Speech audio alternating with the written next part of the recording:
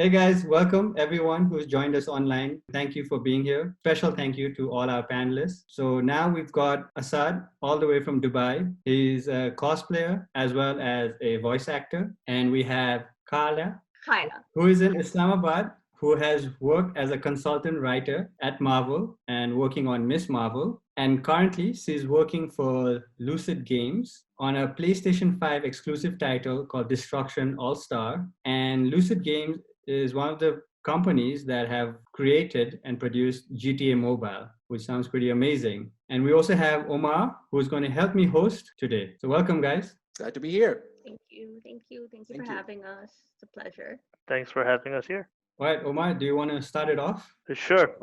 Let's get started with the first question. So basically, this is a panel on pop culture. So my question for the two of you is, what exactly is pop culture and how did it arrive in Pakistan? With pop culture, there's the textbook definition that, of course, anything related to film, animation, comic books, mangas, and everything that's pop culture. But recently, like we have seen that the definition has gone way beyond that. It's encompassed like mythologies, it's encompassed folklore, and it's gone to a broader horizon. Now, everything that has a novel, has a comic book, has an animated movie or anything, so that would be pop culture. And how did it arrive in Pakistan? My first ever memory of experiencing anything pop culture was a Super Mario game. That was my entry into the pop culture itself. And before that, of course, my parents used to say that they had a lot of other media to go for, like Silverhawks was known at that time. And you had the OG classic cartoons like Popeye, Tom and Jerry. Like that was the extent of pop culture. But over the years, it has grown. Yeah, just to add to what Asad is saying, it's always been in Pakistan in some shape and form. There's always been pop culture elements woven in, whether it's like pop culture from abroad or pop culture ingrown in Pakistan. We've had some really, original series that have been the epitome of television and pop culture growing up in Pakistan. Stuff like Anak Wala Jin, Alpha Bravo Charlie. These are Teen Bata Teen. These are some really, really good old Uncle Sargam. I can keep going on and name so many pop culture references from just Pakistan alone. But when we're talking about pop culture from abroad, especially like the mainstream pop culture, I think it was like the early 2000s when anime started becoming really, really popular here. And since this is when we talk about cosplay and stuff, I'm going to focus a bit on anime.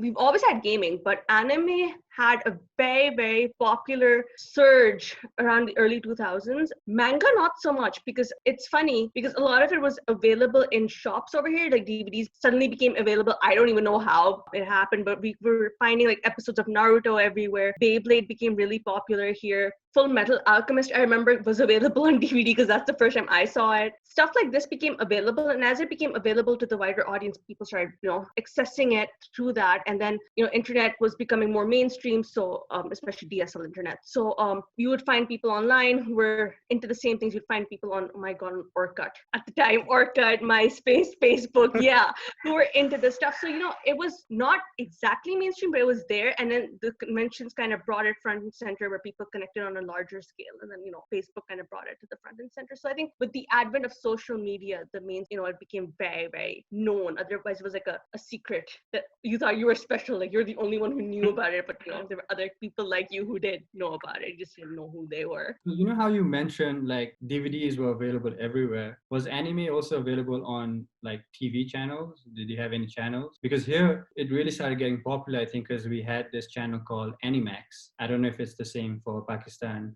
Yeah, anime was like an on and off thing in Islamabad. Like I remember one day I was just randomly switching through cable. I'm like, oh, this is cool. This is anime. But then Animax disappeared, and then we're like, where is it? I remember calling my cable subscriber, like, bring back this channel, and like we never got it. When we got it, it was like I think it was dubbed in Urdu or something, and it made me angry, so I didn't watch it. Then we had Cartoon Network. Cartoon Network showed like some of the mainstream anime. So Naruto got shown on that, Beyblade got shown on that, and Duel Master. So that's why these three became really, really popular in Pakistan. And of course, Pokemon. Pokemon was always on Cartoon Network. And Dragon Ball Z. You see, they just keep coming to my mind. But yeah, then we had this channel, because I was quite young. I did not know that was anime.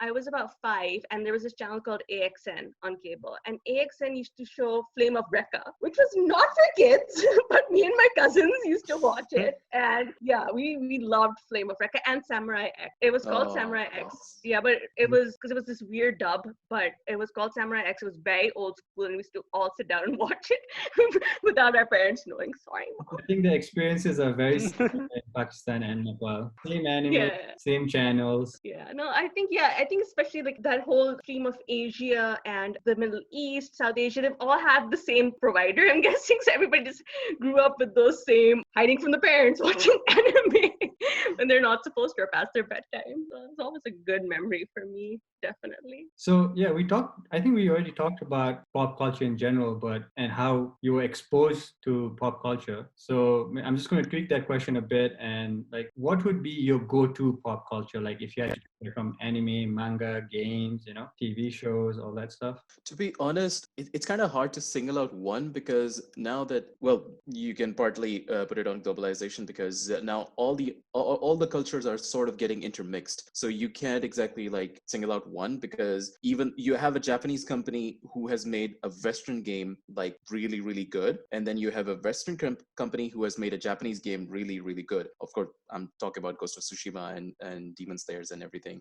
So so with that, it's kind of difficult to keep all of your favorites in one place. But if I was asked like, okay, which is the majority that I go with, I would say it would be the Japanese stories and the Japanese mangas and everything because they take a lot of emphasis from their mythology and their folklores, and that is interesting because that sort of makes you understand their culture as well. Like, okay, this is where their thought process is coming from. So that's something that I really gravitate towards. Yeah, if you'd asked me this question about 3 years ago, I would have said comic books. I would have said, my favorite medium of pop culture is either books themselves and comic books.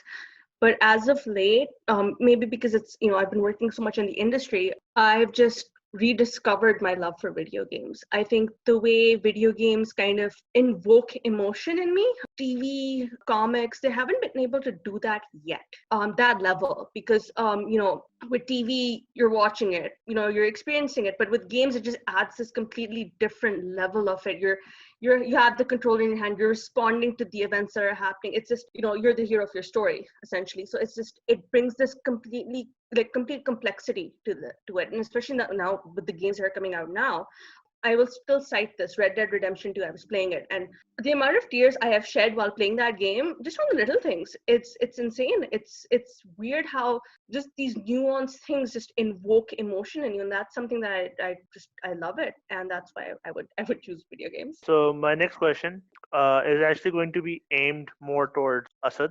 So Asad, you've been a cosplayer in like Dubai and you've cosplayed by my side in Pakistan a few times too. So my question for you right now is, what has your experience as a cosplayer taught you about the cosplay community in Pakistan? Well, to be deadly honest, it's the community in both places in Pakistan and Dubai, it's different completely. In Pakistan, I would say it's more fun in Pakistan as compared to Dubai because in Pakistan, it's all, us Pakistanis and we're just having fun and messing around.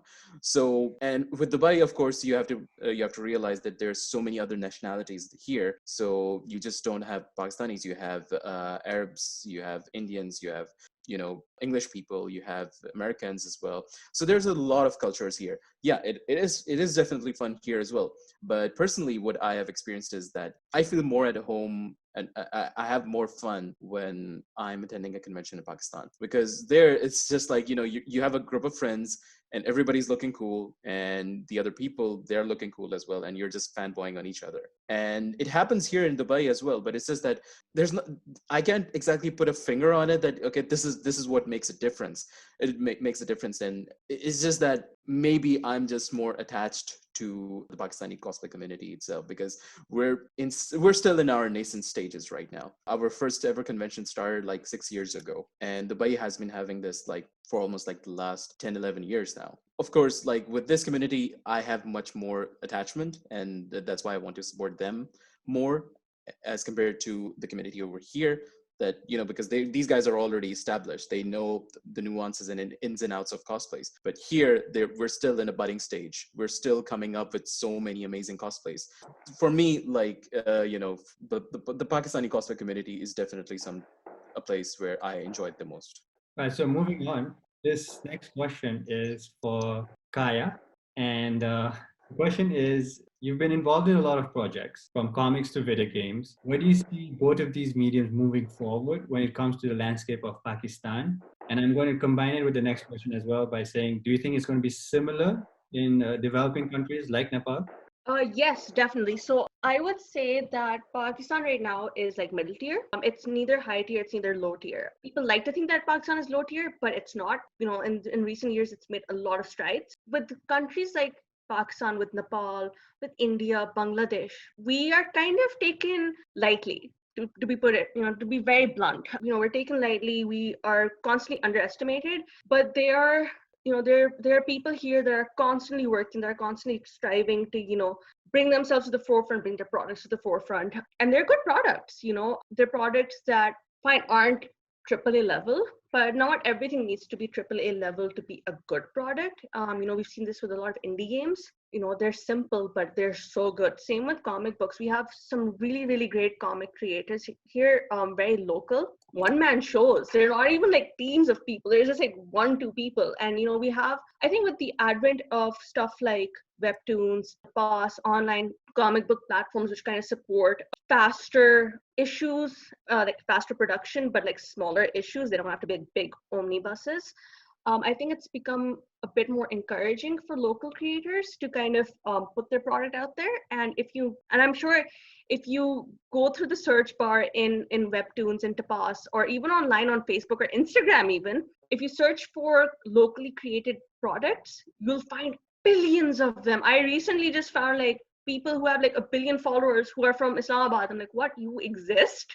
Where have you been? Why don't I know about you? But it's just, we kind of get swept under the rug.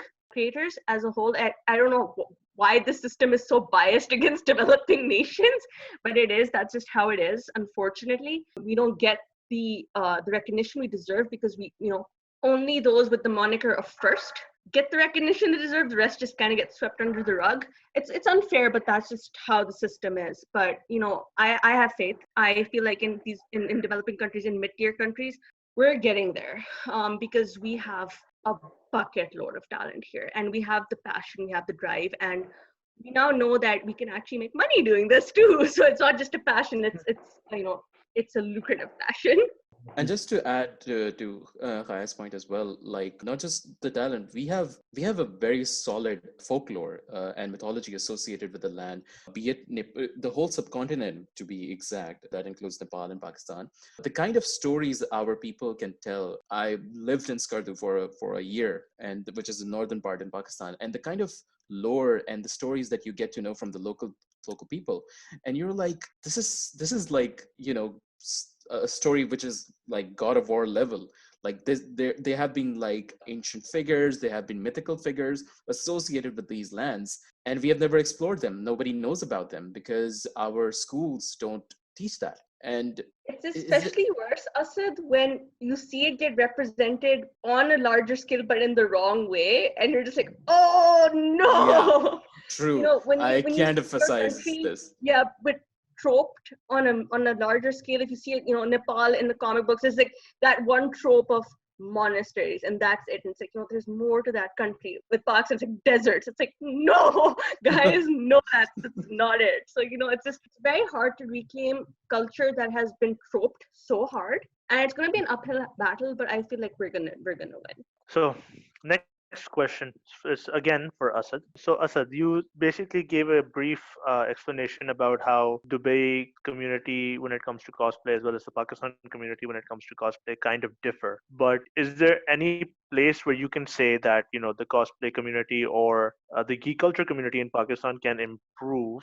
Anything that you would like to say about that? Well, definitely. There's always like room for improvement. It's even in case of Dubai, even in cosplay communities in America, there's always room for improvement. Particularly here, I feel that we have more of a need of an acceptance and also a tolerance. Like these two things are major. Like we need to accept the fact that okay, many people are going to have different views about your favorite, pop culture, or many people will be different in opinions, and we need to accept that okay, this difference of opinion exists, and that's what makes it more interesting. Because if all of us had the same view, kind of just to quote General Iroh from Avatar: The Last Airbender here, that if we draw wisdom from one place only, it will get rigid and stale. So differing opinions is not as a bad thing as people make it out to be. But coming back to my original point, that we need to have the tolerance that yeah, people are going to be different in their cosplays, and they're going to go through to different characters.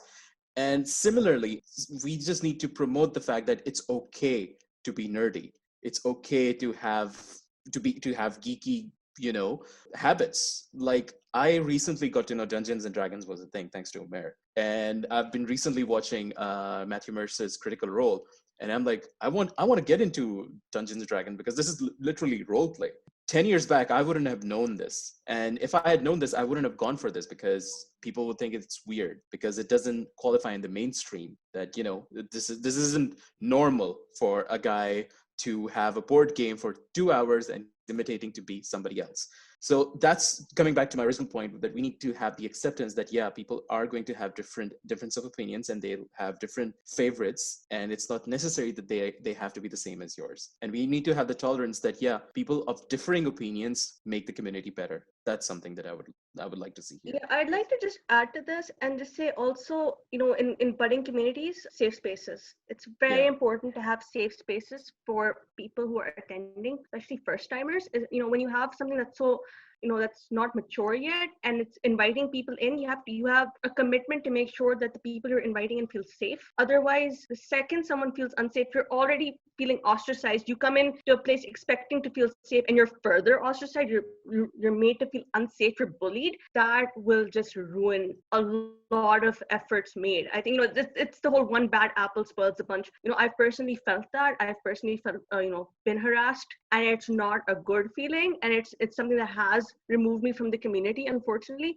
But it's because of people like Omair, it's because of people like Asad. I can name so many, Sabeen, everybody like that, and I still have faith in the community. But it's very important to create a safe space wherever you are in these communities. Yeah, I think I really agree with you guys. Even in the you're talking about in the context of Pakistan, but I think it applies to Nepal, and I'm assuming it applies to the whole of South Asia as a region, the subcontinent. I just love the fact that you just quoted from anime or a cartoon.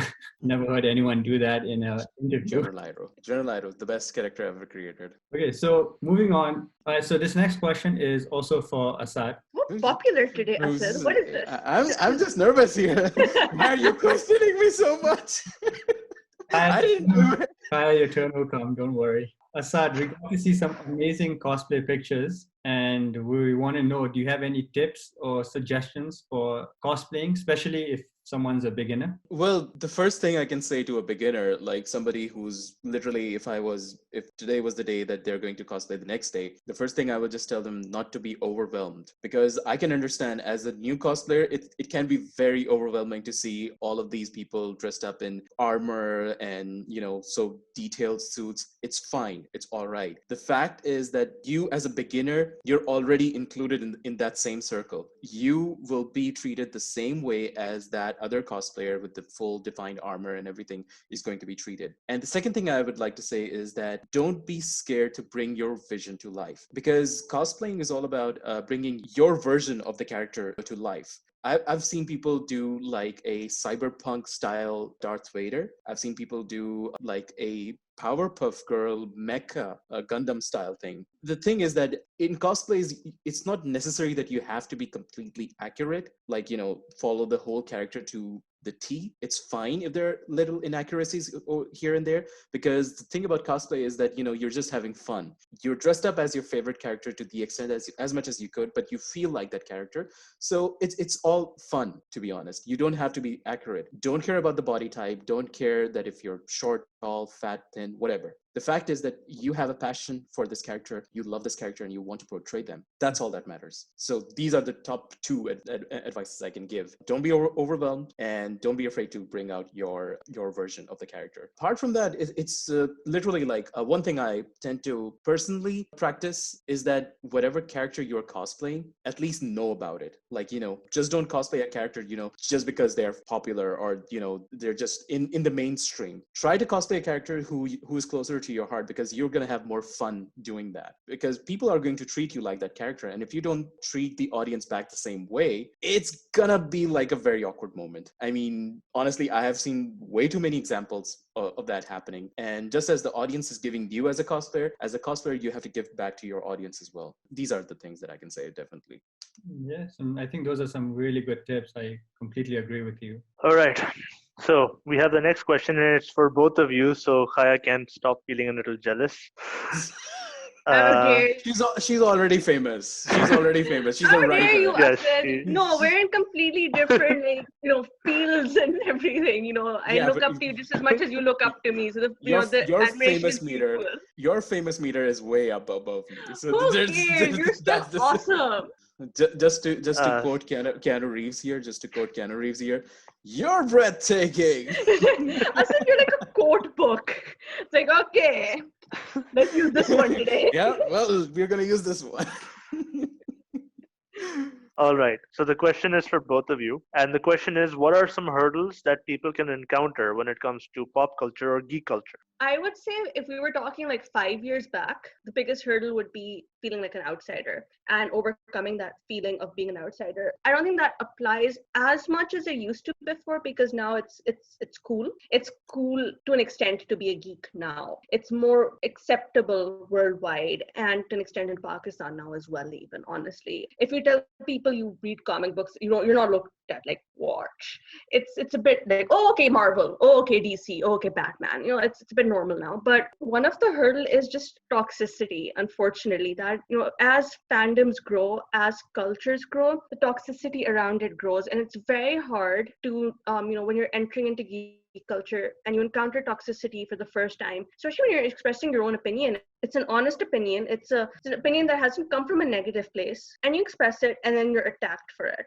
That is the worst possible thing a person can feel, and that is something that is unfortunately very, very common. Asad brought it up before as well. Yeah, it's something I can't stress enough about. Like, you come in expecting to share your love for something, and then you get attacked for it. It takes you back.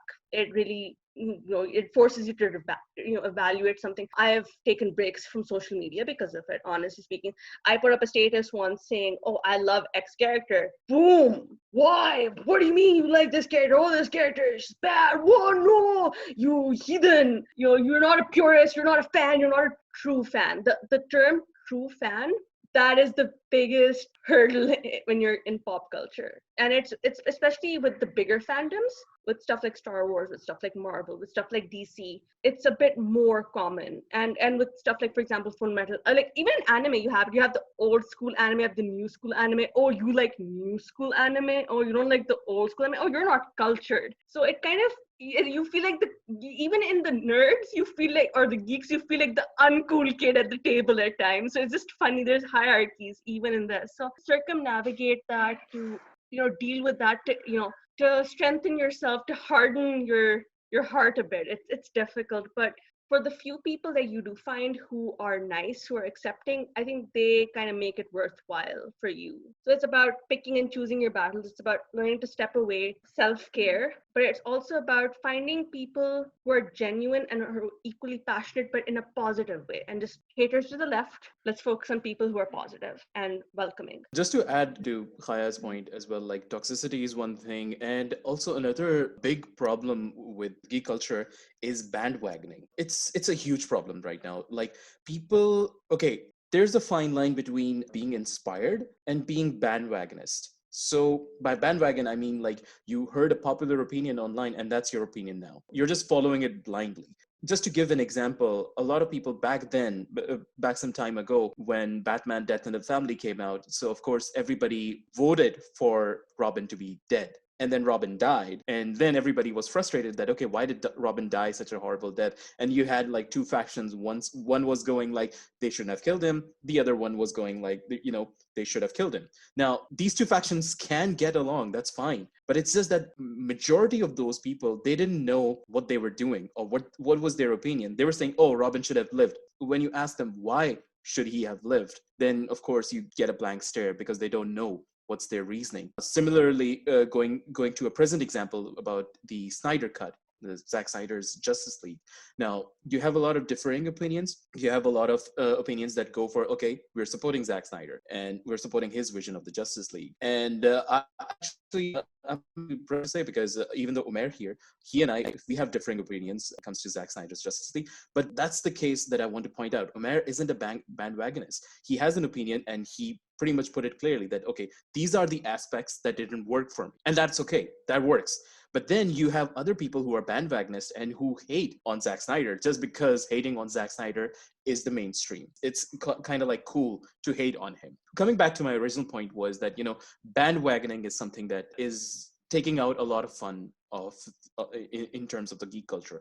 Because the thing is, it's end of the day, it's art, it's subjective. It's kind of like if it works for one person, it doesn't necessarily have to work for the other person. A lot of people, even you'll find in literature, a lot of people think Shakespeare didn't write anything of, whatever he wrote. It wasn't his words, it was somebody else who wrote it, and Shakespeare took the credit. And then you have a faction who says that, yeah, he wrote everything. It's kind of like that big hurdle that is there in terms of the geek culture, bandwagoning. You have to have your own opinion, experience the thing yourself. Don't let other people's review bias your experience. It's all right to look at a review. It's all right to know that, okay, this may be the case that I'm going in to this movie or this manga or this animation or this video game. But end of the day, you have to be brave enough to say that, yeah, I don't think whatever majority of the people are thinking is right. And that I say that because I experienced something different. And it's all right to say that. So that's something that is essential there.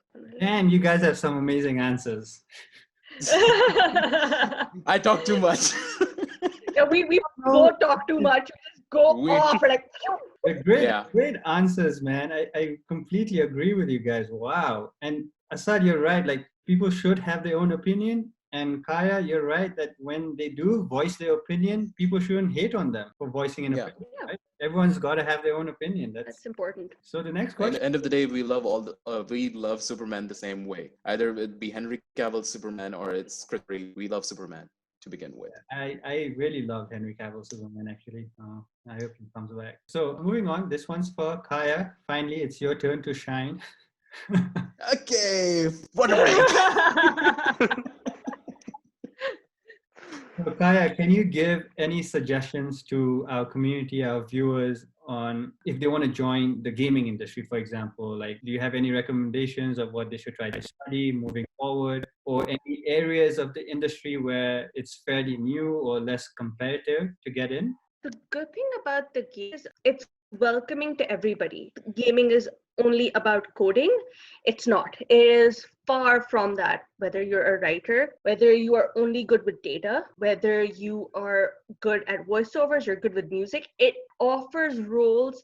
If you're good at spotting, but if you're a meticulous person who's just all about details, you can become a QA analyst. And art, of course. There's just so many facets to gaming that, anybody can essentially become a game developer. My advice would be, if you're just starting out, don't go for books, because books can be overwhelming because they're thick and they have a lot of content and it's a lot of words, and then you get overwhelmed and like, no, this is hard, I'm not going to do this, and it discourages you very, very early on.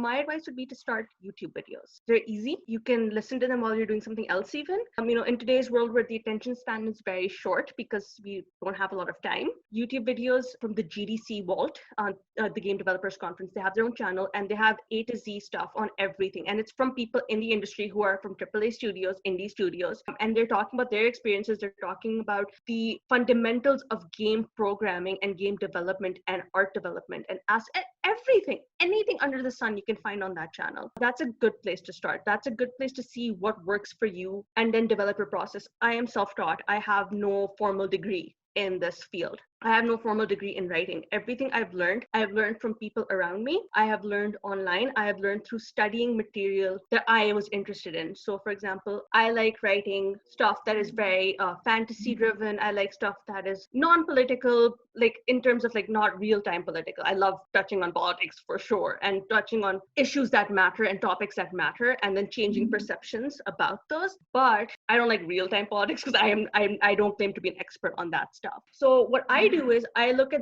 stuff that I would want to write, Lord of the Rings, X-Men, stuff like that. And I kind of break down that literature. I kind of dissect it, see what works there, what doesn't work there. And then I moved forward. And that's always been my process of creation. So I would suggest for aspiring game devs, go on YouTube, reach out to people online.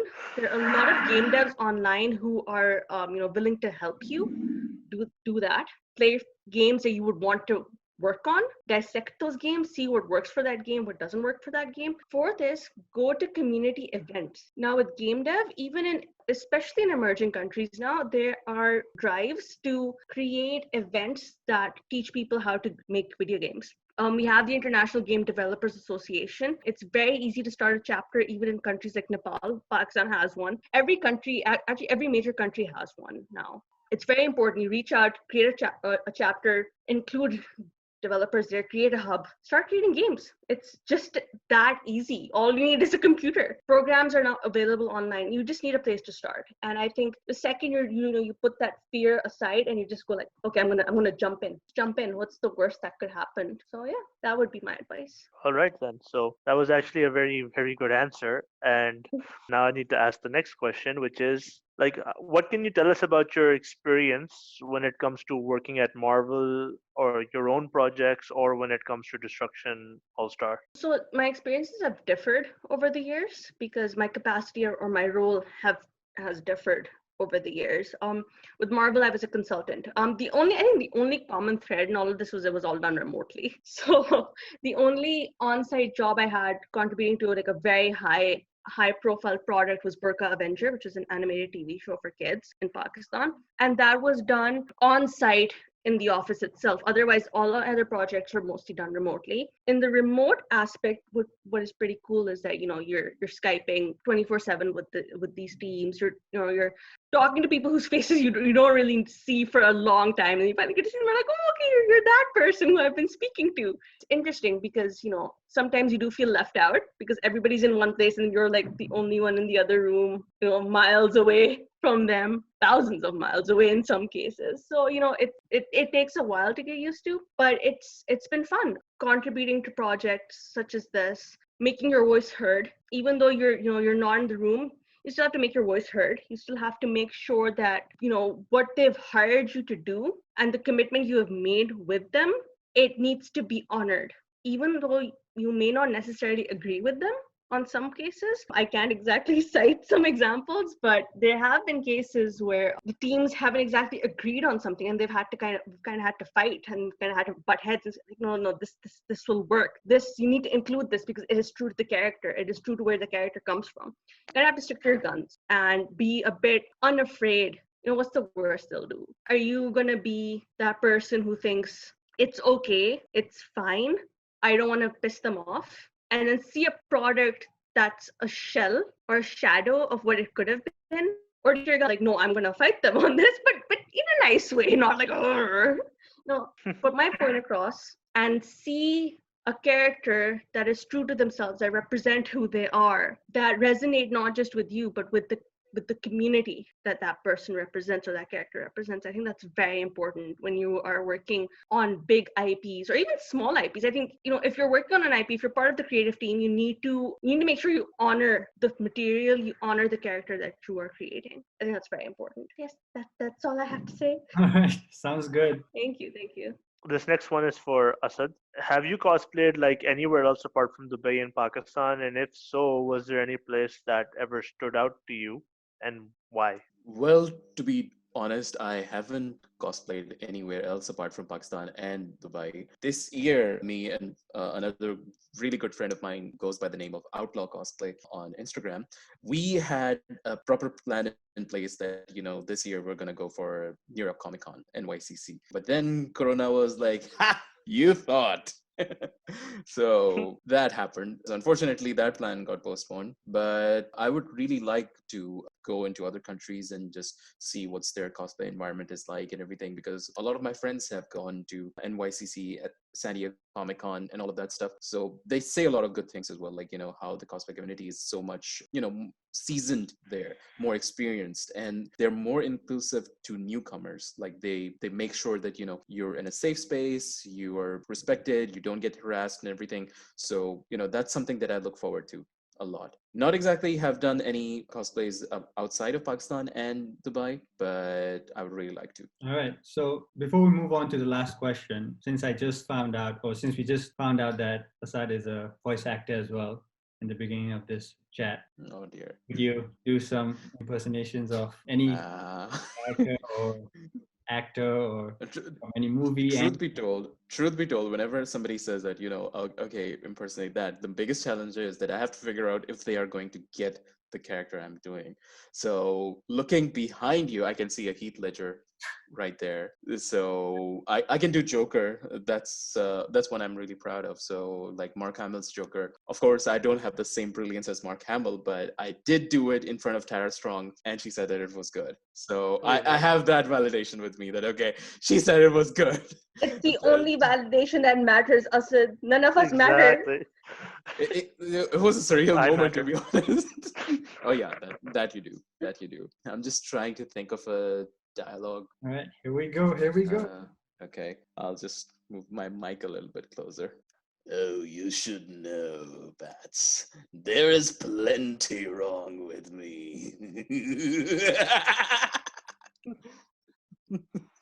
So that was. You need to do a ringtone for me soon, man. Like a voice, like an answering message. That was amazing. It's funny because somebody actually had commissioned me to do a ringtone of a character from Black Butler, Sebastian Michaelis, and it was like at first I didn't understand it, but then they explained the context, and I was like, oh right, okay, and it was a very simple line. It was a very simple line, like, "My lady, you need to get up before I start punishing." And I was like, oh my God. I didn't understand it. I was like, okay, fine. It seems harmless. And then they explained the context to me, and I was like, what have I done? I think I know who those people are. Oh, yeah. All right, so I've got that recorded, man. That was amazing. Thank you so much. It means a lot. Honestly, honestly, this wouldn't be possible without the support group that I have, like including Khaya, Omair, and people from the Sabeen Foundation. So all of these guys have been a huge support throughout the years, even before I decided to become a voice actor. So they've been supporting me from then on. So yeah, it means a lot. Amazing, man. That was really amazing. I still can't believe it. Thank you so much. Asad, you could have a career in voice acting. I would try, but I kind of need to voice my concerns here. All right. So before we wrap it up, this question is for all three of you, I guess. Have you ever traveled to Nepal before? And, we've been talking a lot about pop culture in general, different industries, work. Do you have anything to say to our community? Not just the community in Nepal, but also the community in Pakistan and all of South Asia, I guess? Well, for sure, like Nepal has the very thing that I find really, that is my first and foremost, best selling point to travel into any country, and that's the beauty of all the mountains and all of the stuff that you guys have. It just so happens that Nepal also is home to snow leopards as well, and snow leopards have been like close to my heart for a very long time. I watched their videos so many times of I think it's I'm forgetting the city's name. It's a bit towards to the north of Nepal, where there's an abundance of snow leopards. So that place was really beautiful, and I was like, oh, I'm gonna come here someday. So firstly, like, to answer your question, yeah,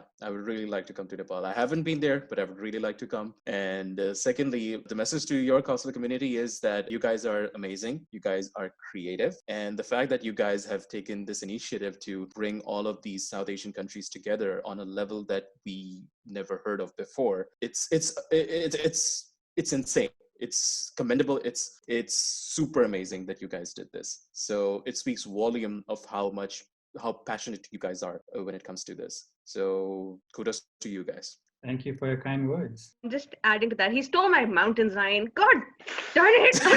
I also am like a sucker for mountains and mountain climbing, hiking.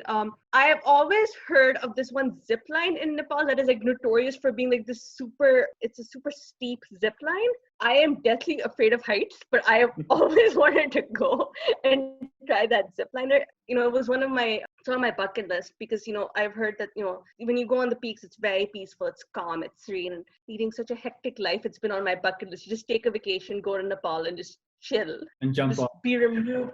Yeah, and just jump off on a zip line, go like, yes. It's just that is my dream, one of my dreams. And just to see all the historical sites, scenic sites too, but just the historical sites and monuments that are there. My message to you, and this is gonna happen, by the way, once this whole Corona business is gone, I'm gonna visit you guys. But yeah, my message would be, and this goes for Nepal, this goes for Pakistan as well. Be true to who you are. Don't compromise on who you are just for the sake of, oh, what will people think? Be unapologetic in voicing what you love, as long as it's good stuff. It's not none of that negative Nancy stuff. Okay, this is not an advice to go all gung ho and bully people. No, this is in a positive way. So do not misconstrue my word.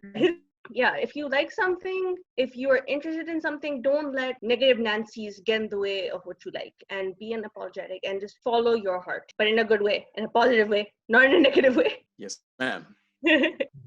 I haven't been to Nepal, but these guys stole my line about the mountains. So I've always wanted to go and visit the mountain ranges. And maybe, since we all want to go, let's make a trip of it. Yes.